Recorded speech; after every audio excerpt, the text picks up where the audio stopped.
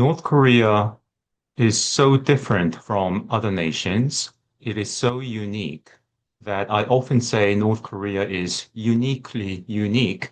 That makes no sense, I realize, because unique is an absolute adjective. You can't be more or less unique. But North Korea is really different. How?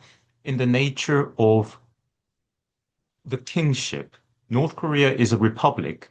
The formal name of North Korea is the Democratic People's Republic of Korea. But in reality, the supreme leader has governed like a medieval king with absolute power. He is unassailable. You can't even offer the most gentle criticism of his policies. If you do, you will be killed. North Korea has operated like an absolute medieval kingship.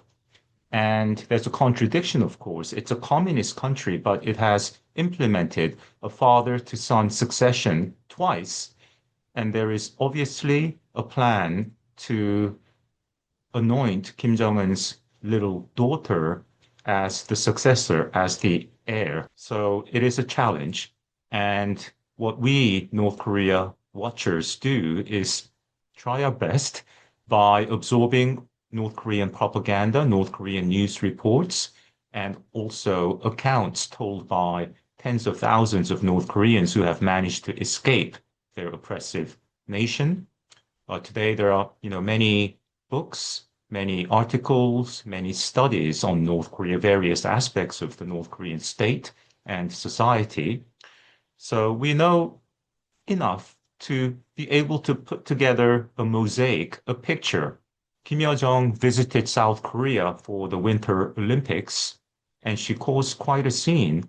It seemed that most of South Korea fell in love with her because she was a mysterious figure, a powerful figure, a princess from Pyongyang.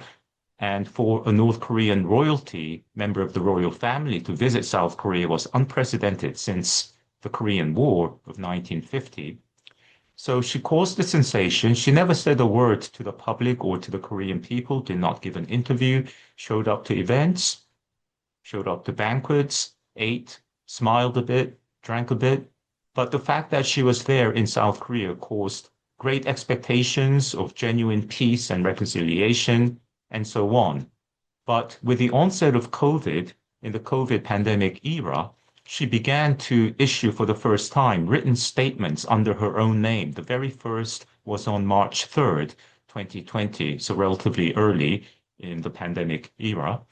And she has issued now about 65 formal written statements under her own name, and they all carry the same streak of sarcasm, sometimes just blatant rudeness, name calling people, and irony.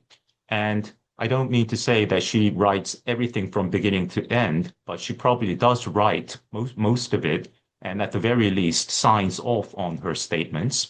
So she has become the more vituperative, that is, the louder, the less civil, often cursing figure, while Kim Jong-un has played the role of the more restrained leader. For example, in a June 2020 statement, Kim Yo-jong said that this useless North Korea-South Korea joint liaison power built entirely with South Korean taxpayer money located in North Korean territory, just north of the border, will soon be gone. And 3 days later, it was demolished. In that same statement of June 13th, 2020, Kim Yo-jong also threatened to send North Korean troops into the border village, thus implying military action.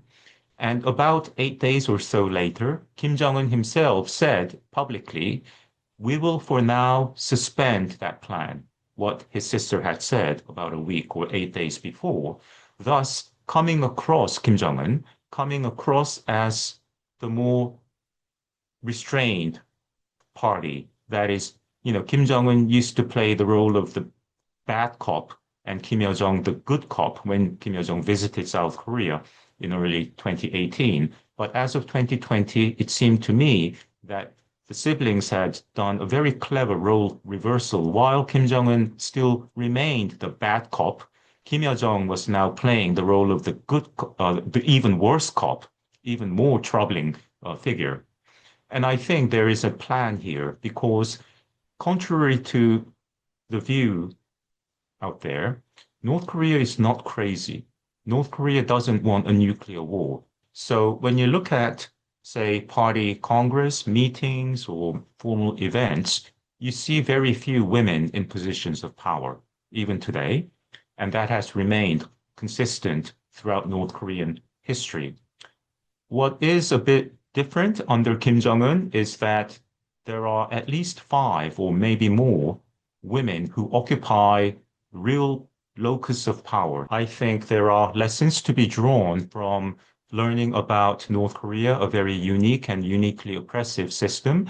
And again, the message, one of the most important, I think, central messages that I try to convey in my humble book is that Kim Yo-jong is a player. She's an unprecedented diplomatic weapon. North Korea has never had a female royal figure who has actually proactively played the role of policymaker next to the supreme leader. She has real power. She has run the very powerful government agency in North Korea called the Propaganda and Agitation Department. So she has been the chief censor, the censor in chief. She has been the chief propagandist. And as of 2020, she has told us that her power, her authority is derived from the comrade chairman, her brother, the party, the Workers' Party of Korea, and the state.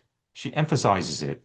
So she's a player, and just because she's a young, powerful, pretty woman, don't underestimate her. Watch out.